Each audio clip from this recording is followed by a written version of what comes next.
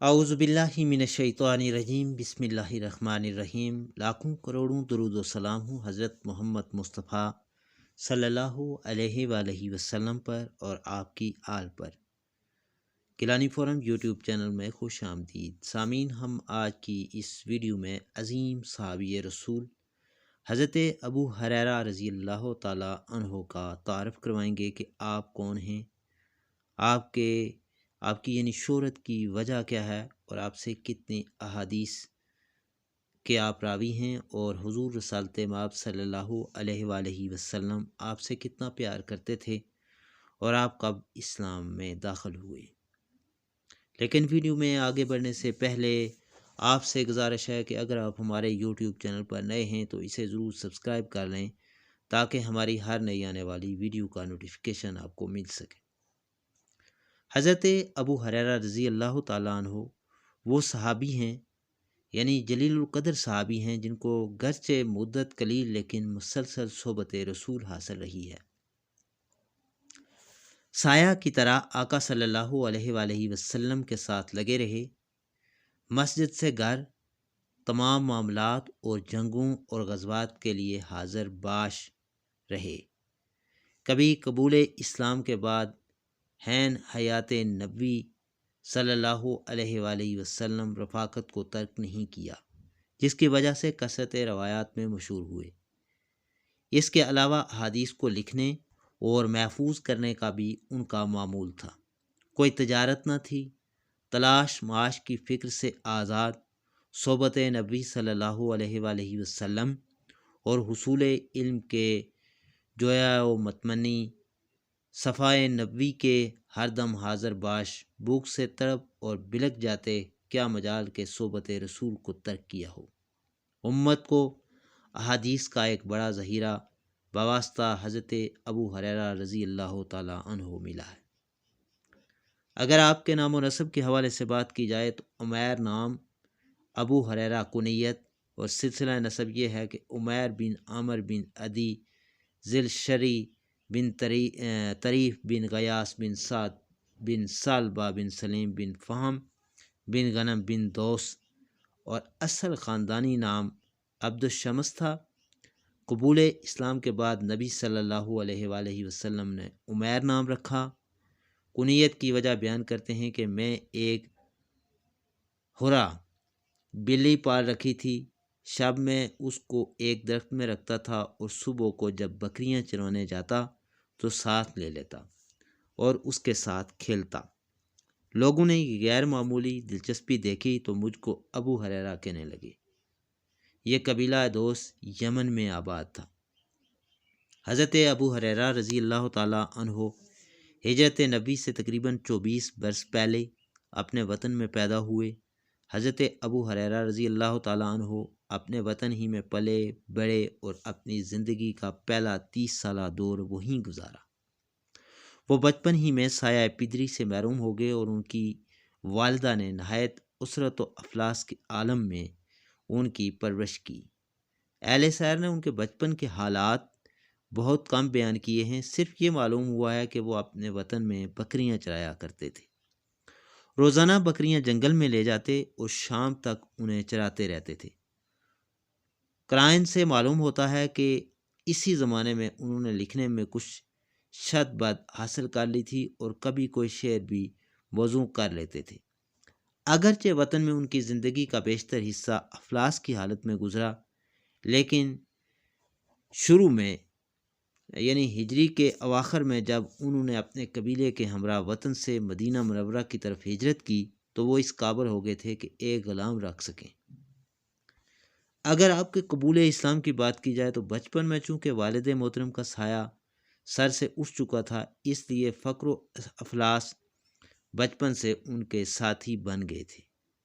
बसरा बिनते गज़वान के पास महज रोटी कपड़ों पर मुलाज़म थे और खिदमत ये स्पुर्द थी कि जब वो कहीं जाने लगते तो ये बाप्यादा नंगे पाँव दौड़ते हुए उनकी सवारी के साथ चलते। इत्फाक से बाद में यही औरत उनके निकाह में आई।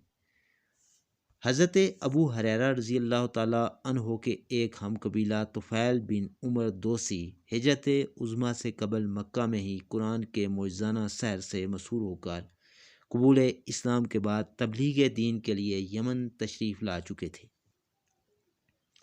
ان کی ہی جد و جہد اور کوششوں کے نتیجے میں دوس میں اسلام پھیلا اور غزوہ خیبر کے زمانے میں یہ یمن کے انہی خانوادوں کو لے کر نبی صلی اللہ علیہ وآلہ وسلم کی خدمت بابرکت میں مدینہ منورہ حاضر ہوئے۔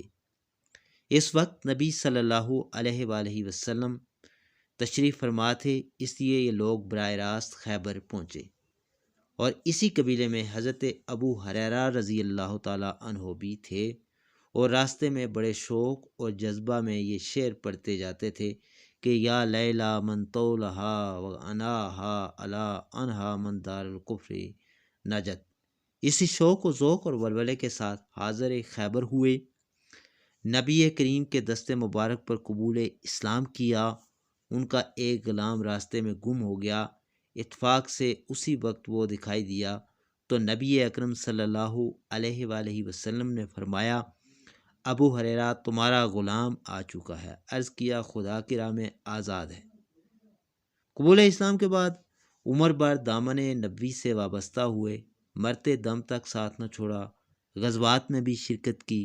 خود بیان کرتے ہیں کہ جن جن لڑائیوں میں شریک رہا، غزوہ خیبر کے علاوہ ان سب میں مال غنیمت ملا، کیونکہ اس کا مال حدیبیہ والوں کے لیے مخصوص تھا۔ عہد خلفاء میں حضرت ابو ہریرہ رضی اللہ تعالیٰ عنہ کے کارناموں کی اگر بات کی جائے تو حضرت ابو بکر صدیق رضی اللہ تعالیٰ عنہ کے عہد خلافت میں ملکی معاملات میں کوئی حصہ نہیں لیا، اسی لیے کہیں نام نظر نہیں آتے۔ اس مدت میں اپنے محبوب مشغلہ میں حدیث کی اشاعت میں خاموشی سے لگے رہے۔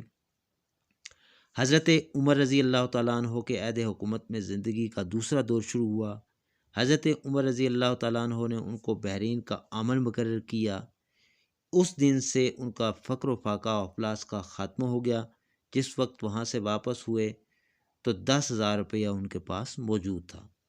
حضرت عمر نے باز پرس کی کہ اتنی رقم کہاں سے ملی؟ عرض کیا کہ گھوڑیوں کے بچوں، عطیوں اور غلاموں کے ٹیکس سے۔ تحقیقات کرنے پر یہ بات صحیح ثابت ہوئی تو پھر حضرت عمر نے دوبارہ ان کے عہدے پر معمور کرنا چاہا، مگر حضرت ابو ہریرہ رضی اللہ تعالیٰ عنہ نے امارت قبول کرنے سے انکار کر دیا۔ حضرت عمر رضی اللہ تعالیٰ عنہ نے دریافت کیا کہ امارت قبول کرنے سے آپ کو کیا عذر ہے؟ اس کی خواہش تو حضرت یوسف علیہ السلام نے کی تھی، تو فرمایا کہ وہ نبی اور نبی زادے تھے، میں بیچارہ ابو ہریرہ امیمہ کا بیٹا ہوں۔ میں 3 باتوں سے ڈرتا ہوں، ایک یہ کہ بغیر علم کے کچھ کہوں، دوسرے یہ کہ بغیر حجت شرعی کے فیصلہ کروں، اور تیسرے یہ کہ میں مارا جاؤں، میری آبرو ریزی کی جائے اور میرا مال چھینا جائے۔ عہد خلافت عثمان غنی رضی اللہ تعالیٰ عنہ میں خاموشی سے زندگی بسر کی، البتہ آخر میں حضرت عثمان رضی اللہ تعالیٰ عنہ کے میسور ہونے کے زمانے میں لوگوں کو ان کی آنت و امداد پر آمادہ کرتے تھے، اور معاشرہ کی حالت میں حضرت عثمان رضی اللہ تعالیٰ عنہ کے گھر میں بذات خود موجود تھے۔ دیگر اور کچھ حضرات بھی ساتھ ہیں، یعنی موجود تھے۔ ان ساروں کو مخاطب کر کے فرمایا کہ میں نے نبی کریم صلی اللہ علیہ وآلہ وسلم سے سنا ہے کہ تم لوگ میرے بعد فتنہ اور اختلاف میں مبتلا ہوگے۔ لوگوں نے پوچھا یا رسول اللہ، اس وقت ہمارا کیا طرز عمل ہونا چاہیے؟ فرمایا تم کو امین اور ان کے حامیوں کے ساتھ ہونا چاہیے۔ اس میں حضرت عثمان رضی اللہ تعالیٰ عنہ کی جانب اشارہ تھا۔ حضرت عثمان رضی اللہ تعالیٰ عنہ کے معاصرہ تک حضرت ابو ہریرہ رضی اللہ تعالیٰ عنہ کا پتہ چلتا ہے۔ اس کے بعد آپ کی موجودگی جنگ جمل اور جنگ صفین وغیرہ میں کہیں نظر نہیں آتے۔ دیگر صحابہ کی طرح حضرت ابو ہریرہ رضی اللہ تعالیٰ عنہ فتنہ میں مبتلا ہونے کے خوف سے بادہ نشینی اختیار کر لی تھی۔ ان فتنوں کے بعد حضرت امیر معاویہ رضی اللہ تعالیٰ عنہ کے عہد حکومت میں مروان کبھی کبھی ان کو مدینہ پر اپنا قائم مقام بناتا تھا۔ حضرت ابو ہریرہ رضی اللہ تعالیٰ عنہ کی زندگی کے 2 دور تھے، ایک فقر و افلاس و تنگ دستی کا دور، دوسرا جاہ و ثروت اور خوشحالی و بالغ البالی کا دور۔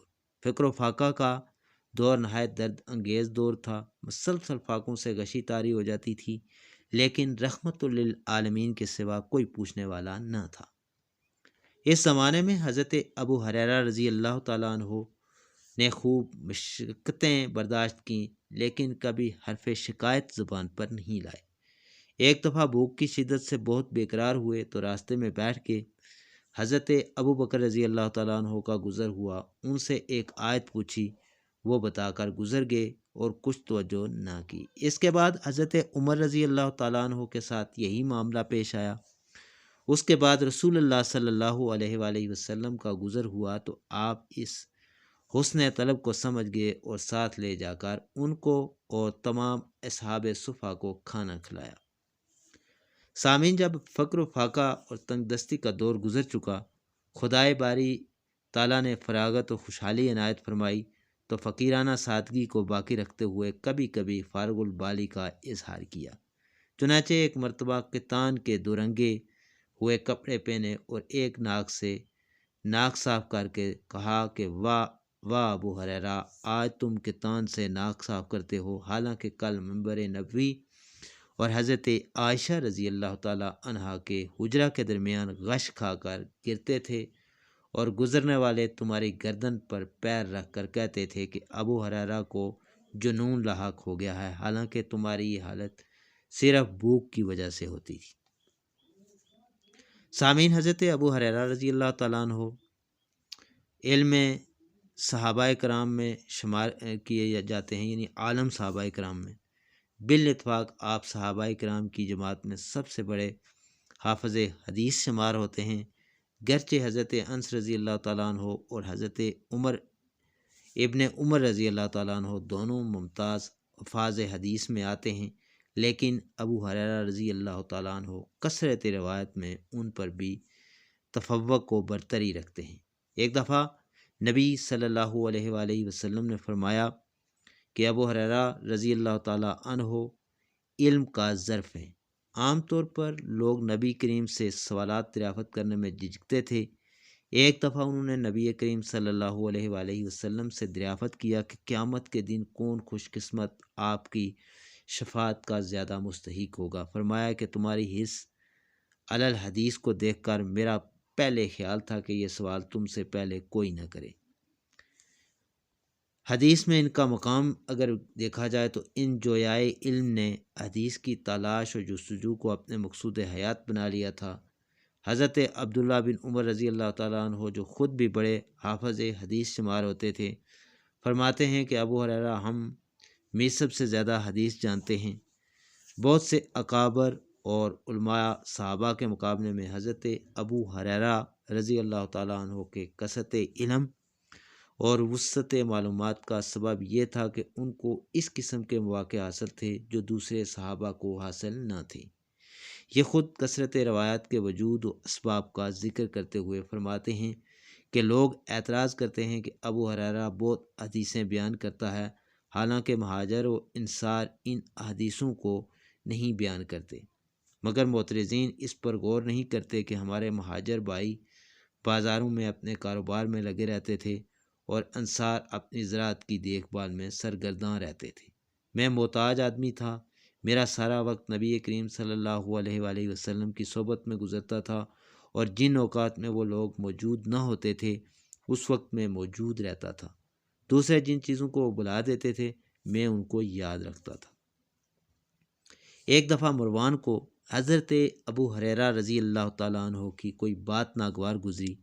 اس نے غصہ میں کہا کہ لوگ کہتے ہیں کہ ابو ہریرہ رضی اللہ تعالیٰ عنہ بہت حدیثیں روایت کرتے ہیں، حالانکہ وہ نبی کریم صلی اللہ علیہ وآلہ وسلم کے کچھ ہی دنوں پہلے آئے تھے۔ بولے، جب میں مدینہ آیا تو نبی کریم صلی اللہ علیہ وآلہ وسلم خیبر میں تھے۔ اس وقت میری عمر 30 سال سے کچھ اوپر تھی اور آپ کی وفات تک سایہ کی طرح آپ کے ساتھ رہا۔ سامعین، آپ کی ازواجات مطہرات رضی اللہ تعالیٰ عنہن کے گھروں میں جایا کرتا تھا، آپ کی خدمت کرتا تھا، آپ کے ساتھ لڑائیوں میں شریک رہتا تھا، آپ کی میت میں حج کرتا تھا، اس لیے میں دوسرے لوگوں سے زیادہ حدیثیں جانتا ہوں۔ آپ فرماتے ہیں کہ خدا کی قسم وہ جماعت جو مجھ سے پہلے آپ کی صحبت میں تھی وہ میری حاضر باشی کی معترف تھی اور مجھ سے حدیث پوچھا کرتی تھی۔ ان پوچھنے والوں میں حضرت عثمان، طلحہ، زبیر اور خاص طور پر قابل ذکر ہیں۔